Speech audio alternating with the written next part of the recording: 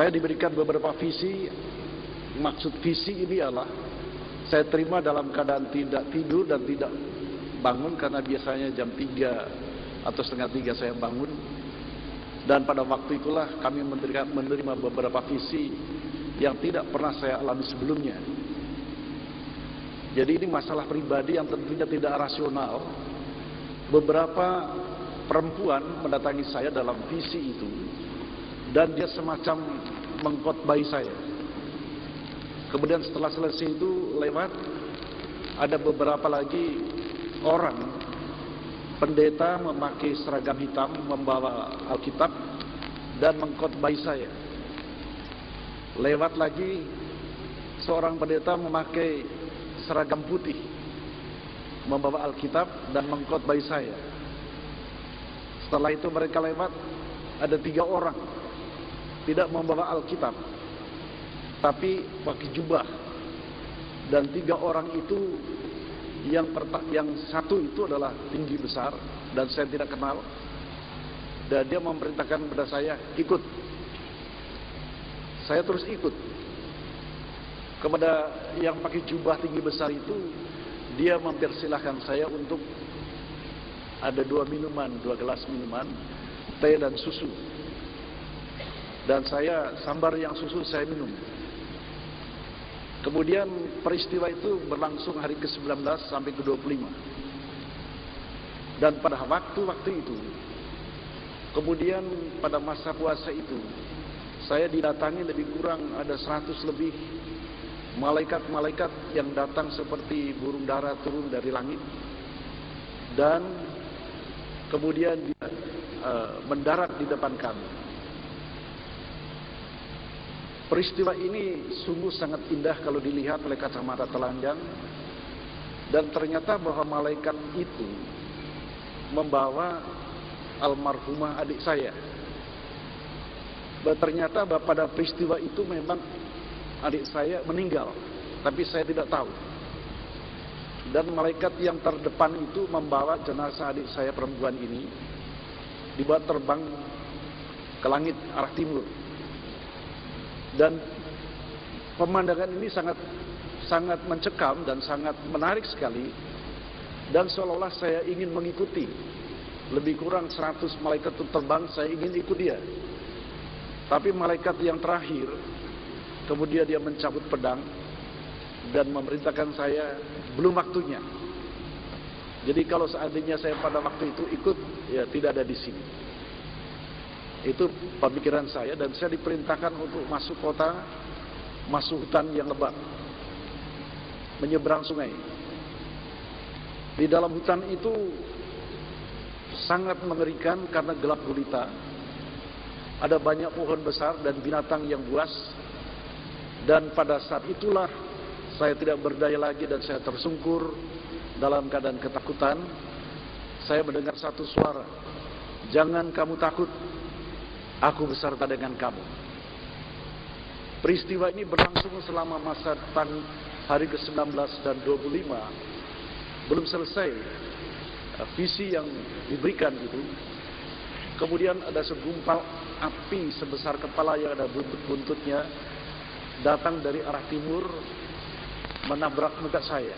Dan saya sama sekali tidak mengerti apa maknanya itu. Kemudian yang terakhir, saya didatangi, arahnya itu dari arah tenggara menuju ke barat daya. Waktu itu saya panggil Nabi Isa, dan dia tersenyum kepada saya, dan saya sama sekali tidak mengerti apa maknanya, apa maksudnya. Nah, oleh karena ini ada satu hal yang sangat unik dalam kehidupan pribadi saya. Saya tanyakan kepada seorang pendeta yang pada akhirnya juga membaptis saya, almarhum Pendeta Alexander Supit. "Pak Pendeta, apa semua maksud maknanya ini?" Pendeta itu mengatakan, "Kalau kamu seorang pembunuh, biasanya Yesus yang saya sebut Tuhan sekarang ini, dia hanya memperlihatkan lambungnya yang kena tombak.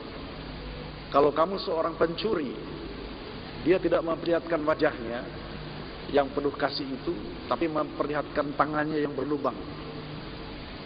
Dan itulah sebabnya mulai saat itu saya mulai banyak belajar, mempelajari.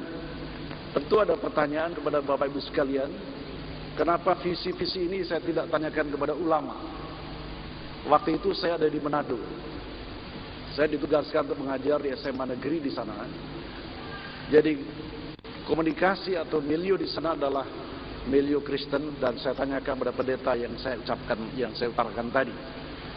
Nah, dari situ saya mengambil satu kesimpulan, yaitu bagaimanakah keselamatan. Perasaan saya mendapatkan satu damai sejahtera, dan untuk itulah maka pada saat itu saya menyatakan diri memeluk agama Kristen. Dan tentu saja visi ini tidak rasional, tidak bisa dicerna dengan akal pikiran. Nah, oleh karena itulah maka visi-visi yang saya terima dari Tuhan itu saya mulai menyelidikinya. Dan ternyata bahwa ketika saya masih kecil, masih SD, saya pernah bertanya kepada yang mengajar saya masih muslim, Pak Ustadz, kalau kepengen ke surga itu bagaimana caranya? Wah, kamu harus melalui jembatan yang digambarkan seperti katio rambut pinorop itu, seperti rambut dibelah 7, dan di bawah jembatan itu ada satu jurang yang dalam, dan tidak semua orang bisa. Nah, jadi gambaran saya itu, apakah mungkin ada orang yang bisa melewati jembatan itu?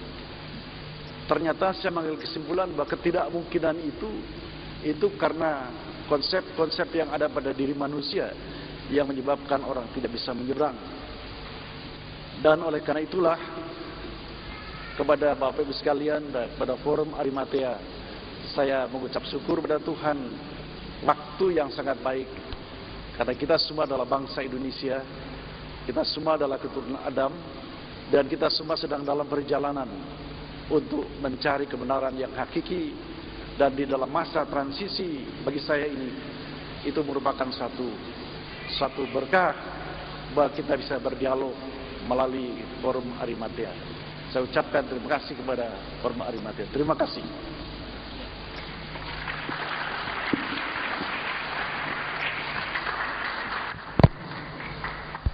Salam damai sejahtera bagi kita sekalian.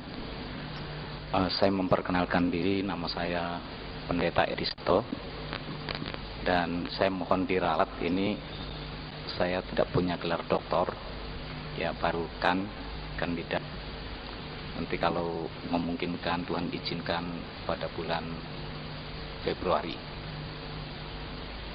Saya lahir tahun 59, tanggal 1 Januari 1959. Saya menyelesaikan pendidikan SLTA tahun 76, dan kemudian melanjutkan studi saya di Asdrafi, Akademi Seni Drama dan Film, dan saya tidak sampai selesai.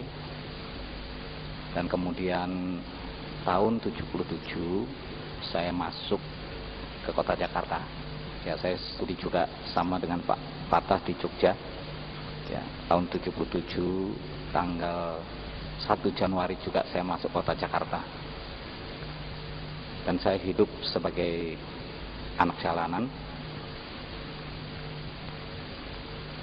Saya 12 saudara, dan saya putra yang ke-7, makanya pakai nama Sabto karena saya putra yang ke-7. Saya pendidikan teologi saya di Dulos Training Center dan PLBP Sinar Kasih.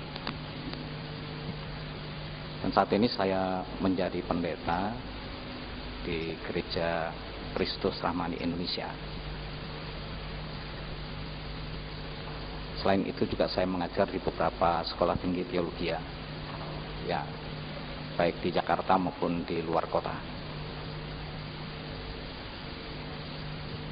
Pertanyaannya mungkin singkat saja, mengapa saya menjadi Kristen? Sebetulnya saya tidak pernah mimpi atau pernah berpikir untuk menjadi Kristen.